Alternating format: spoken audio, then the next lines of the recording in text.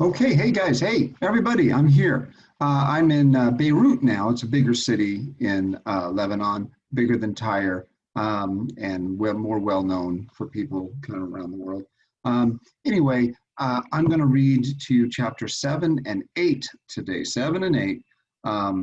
We have learned about the purple dye. We have learned about a little bit. We've learned about Malak and what will happen and what does happen to the firstborn children. So pretty horrific stuff. And then there was some foreshadowing in the last chapter where Uriah tells us he will, let me see what he said, something about creating his life. Oh, it'll change his life. He'll be part of something that will change his life forever. Okay, so let's get into that and then we'll talk about it later. All right, so chapter 7, because I'm kind of in a hurry today. I want to go see if my horse won. I don't know. It's that white one in the front. Do you see it? Okay. The sacrilege, chapter 7. The season of the winter rains drew toward its close, and the time of the death and resurrection of the god Adoni was upon us, the festival of the first fruits. The city was crowded, for many farmers and other people from out of town made it their business to come into Tyre at this time of the year to take part in the religious rites. We ourselves had gone to the temple, put ashes on our foreheads, bowed our heads to the dust in the courtyard, and bewailed the death of the god. The beautifully carved and columned door of the house of Ethbal had been dutifully smeared with the blood of a lamb, and one of the firstborn of his own flocks in the country.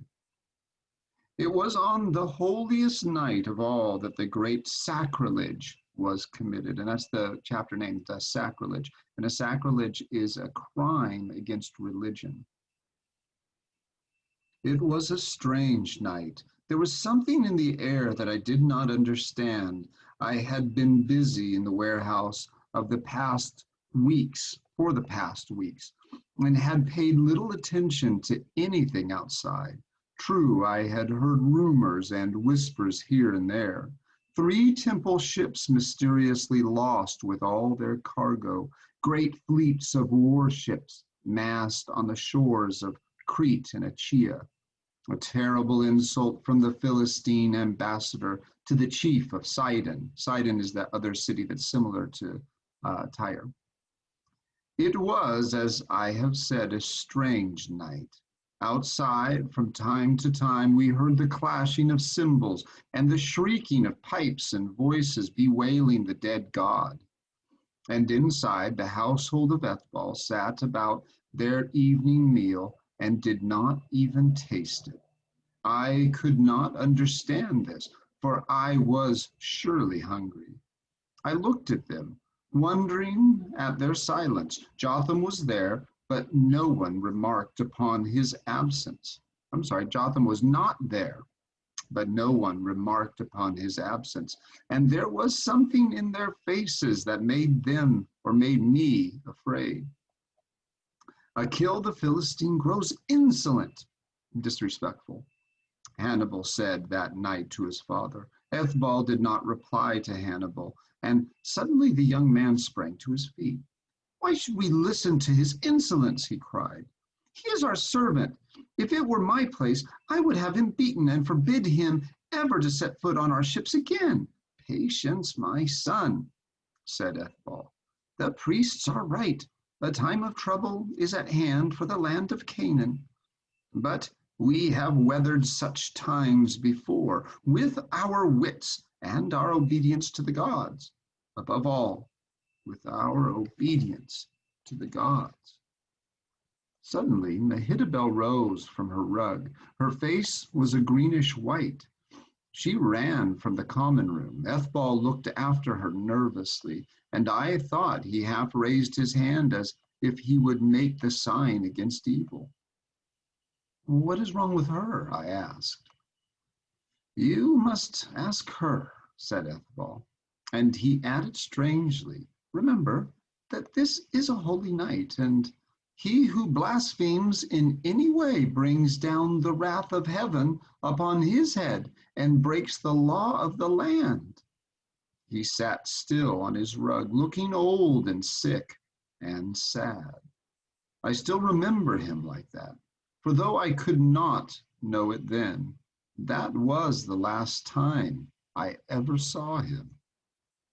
I could not understand why he should have given me such a warning. I did not understand what it was that was hanging over the house. There was something in Hannibal's face that made me shy of asking him, and Jotham was not there. Later that evening, I passed the fine hangings of the grandmother's apartments, heard voices within, and asked if I might enter. Mehitabel was seated by her grandmother, the little dog in her arms. It was trembling, having been made uneasy by all the noise outside. Mehitabel's eyes were red and swollen. The little servant girl was playing melodies on her flute in the corner, but no one listened to her. "Something strange is happening in this house," I said to them. "Achill the Philistine has spoken as if he were master instead of servant, and Hannibal looks sick, and you turn pale at the mention of the gods, and now I see that you have been crying. What is wrong?" It was the grandmother who replied, her face hard as stone. "She weeps for her cousin Jabin." Jabin? I thought of the spoiled, sickly-looking little boy and frowned. "What is the matter with him?" "He is to die tomorrow when the sun is high in the fire of Moloch, and we, like the rest of the city, must see it done." I felt as if someone had struck me a blow in the chest. Then slowly things became clear to me. The whispers, the rumors about the insolence of the Philistines in Sidon, the 3 ships lost at sea, the boldness of Achill and the light in his eyes, all the activity that day near the temple of Moloch. I understood. The shadow of the sea people had gathered over Tyre and all the coast of Canaan, and they were going to try to ward it off in the ancient manner, with the torture and death of a child. The priests have said that Moloch is angry," whispered Mehitabel. "They say he must have a gift to show our love and our fear of him." The black image of Moloch rose before my eyes in all its ugliness, and I could no longer shut it out. Clumsily, I tried to comfort Mehitabel.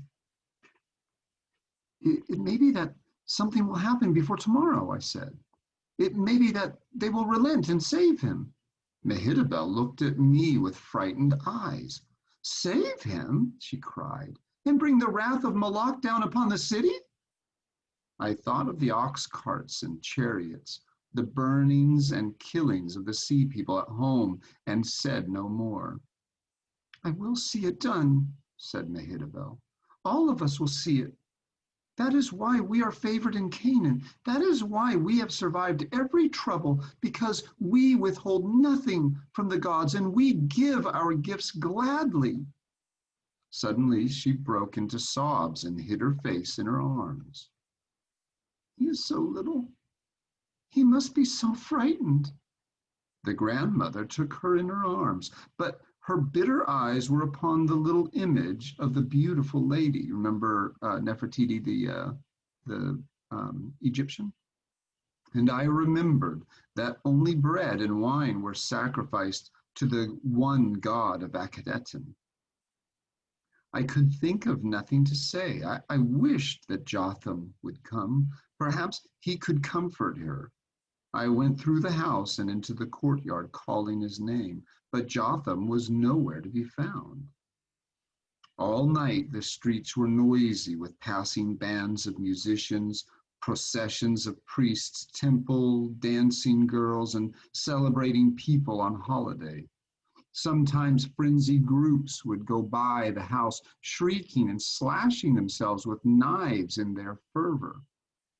Toward morning, however, much of the city became silent and deserted, for all the town had flocked toward the high place where stood the holy grove of Adonai the Lord, where they would celebrate the rising of the sun and the resurrection of the God. Feeling the quiet and outside, I rose from my bed and went out into the streets to walk. But I found no peace. There were still the stones beneath my feet, and the high walls of brick and stone hemming me in, and the smells of the city were still there.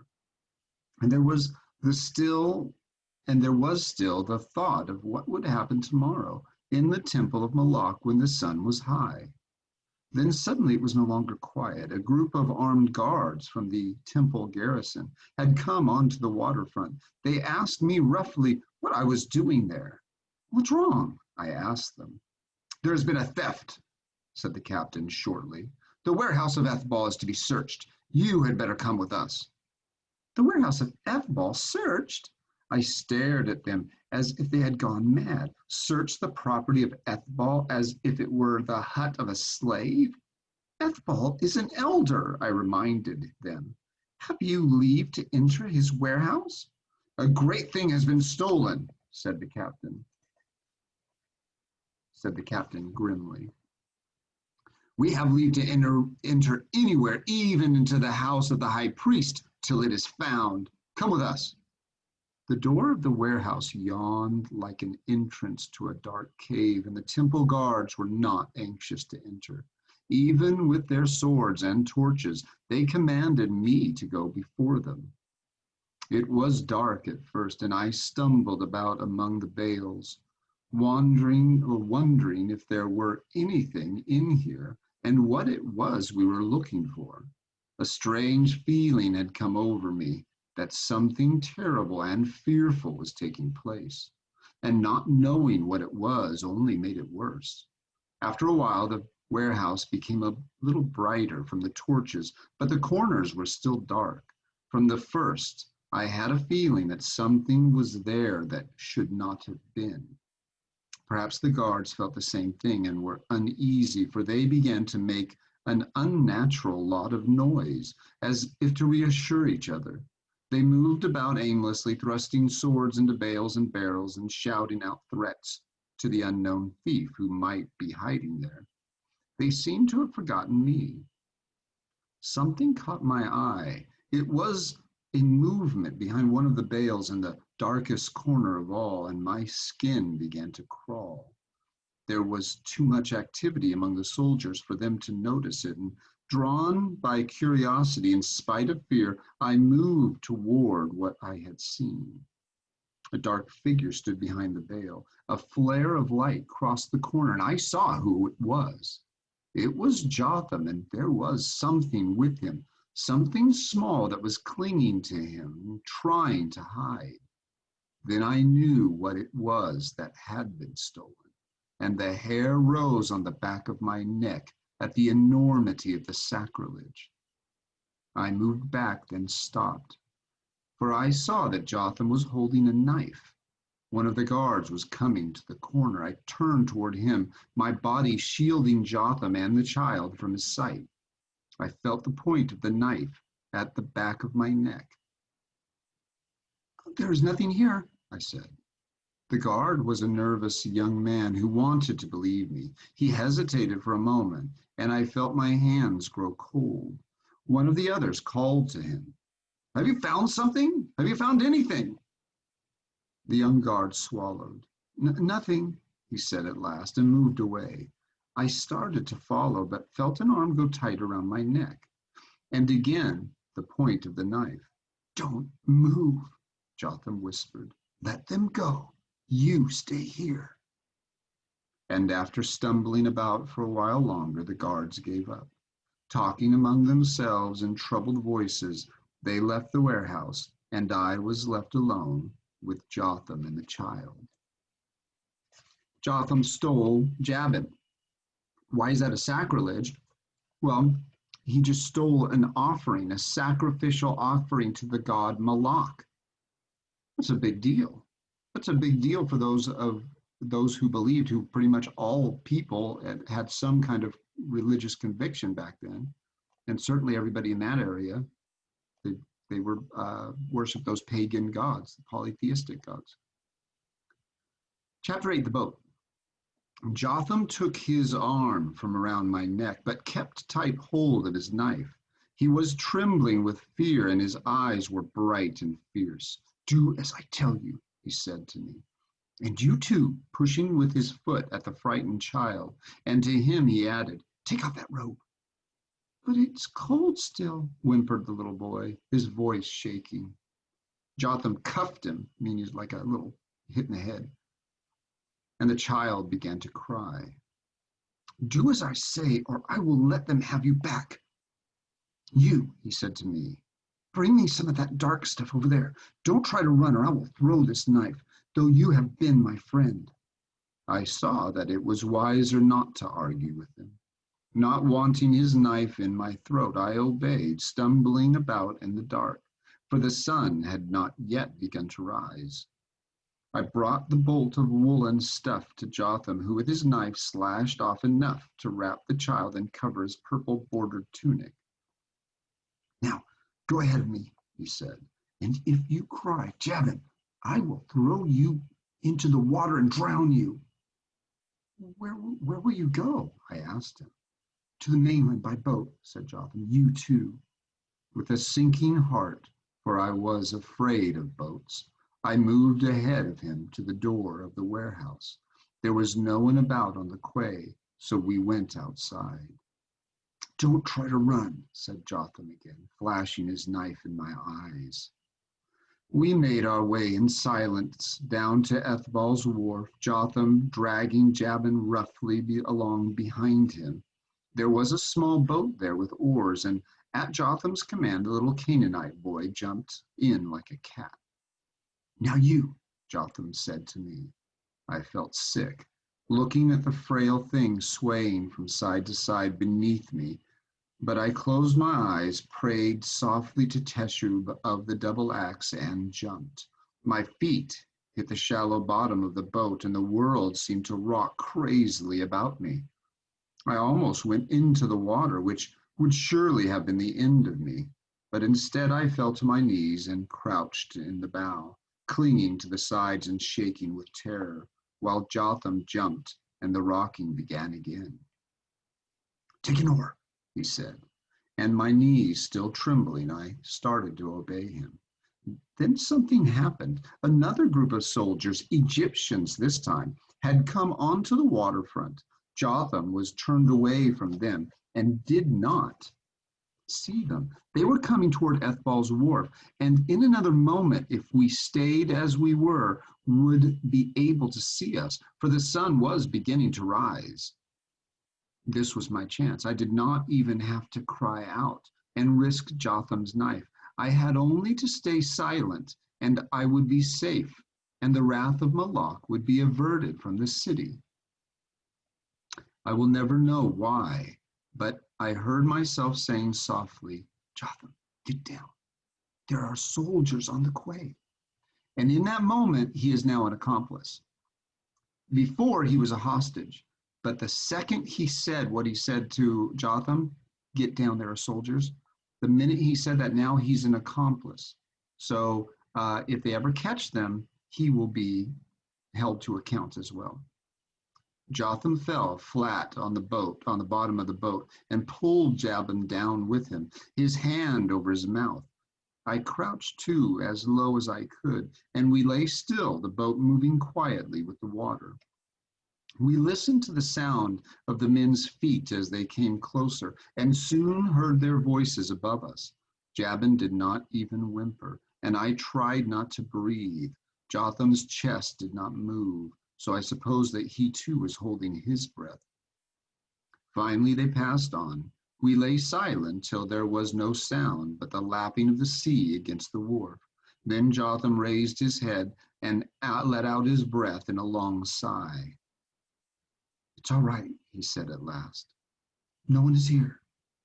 In silence we took our places in the boat. I had never held an oar but found that it fitted easily enough in my hands. Before I realized what was happening, we were clear of the wharf. Our progress was uneven at first, but I did as well as I could. Jotham was looking at me curiously, and I knew he was wondering why I had warned him. I was wondering myself. To steal the sacrifice of a god was an offense I had never even dreamed of committing or helping to commit, and I was sure that disaster would now follow me for the rest of my life. As for Jotham, where will you not go now? I asked him. You can never go back to Tyre. I know that, said Jotham. When we are far enough south from the city, I will leave the boat and sink it. Then I will go inland, into the hills, where we will be as safe as anyone can be in this country. What's in the hills? I asked him. Sheep and wolves, said Jotham. Some towns and vineyards, rough land, some things that are dangerous, like slave raiders and Canaanite troops, but you can dodge them if you try. Now, what are you crying about? For the tears were running down Jabin's face, and he was sniffing and coughing. I don't want to go into the hills, he sobbed. I want my own house. I want my mother. Jotham stared at him in disgust. Look at him, he said. Why is he worth it? He stopped, looking pale and grim. I knew he was realizing, perhaps for the first time, just what he had done for the sake of this frightened, fretful little boy. For he was outside the law now, an outcast among the Canaanites, as well as his own people. There would be no more books to read or peaceful rests in his great bed in the house of Ethel, and no more hours of happiness in the quiet apartment of the Lady Maris. And he would never see Mehetabel again. It occurred to me that I too might find myself under a cloud when I got back, and I looked at Jabin as grimly as Jotham did, but the child seemed to be tired from crying and sat pale and silent in the bottom of the boat. I took off my outer garment and wadded it into something like a pillow. Here, I said grudgingly, and shoved it in the back of him. He laid his head on it and after a while slept. How did you do it? I asked Jotham at last. And how did you dare? It was strange, said Jotham. I never meant to do it. It just happened. I went out to walk in the streets and I saw a procession with this one, gesturing toward Jabin. In the middle of it, the eunuch priests of Astarte were taking him to the temple to be prepared. But they were so taken up with the wailing and beating their breasts and for the death of Adoni that they were not even watching. He was so frightened. He could hardly walk. And when he saw me, he called my name. I didn't even think.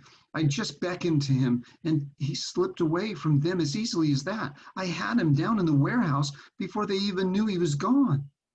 The sun was high when Jotham finally pulled ashore. The heights of Tyre could still be seen, but we could surely not be seen from them. Jotham drew the boat up onto a stony beach, then shook Jabin by the shoulder. Wake up, he said, more kindly than he had spoken to him before. We're here. Jabin sat up, blinking fearfully. Jotham pulled him out of the boat. Then he looked at me. You'll have to come with me, he said. I must be sure of getting far away from Tyre before they know that I have left the city. I shrugged. I did not blame him for not trusting me. It was always better, I suppose, not to take chances. I looked around me. The sun was shining and the air was fresh and clean. All was quiet and peaceful. I thought of the narrow alleys and high wall of Tyre and the smell of the dye houses. I did not mind being Jotham's prisoner for a little while. But I was to be a prisoner for longer than I thought, and Jotham was not to be my captor, which means someone else is going to capture Uriah. So more foreshadowing. Okay, guys, I need to go look, see how my horse is doing. Let me know. I haven't been watching, so you guys got to, there it is. Okay, so, hey, I'm still in the lead. I'm going to go down and collect my money. You guys have a great day. Okay, I'll see you tomorrow. Take care, and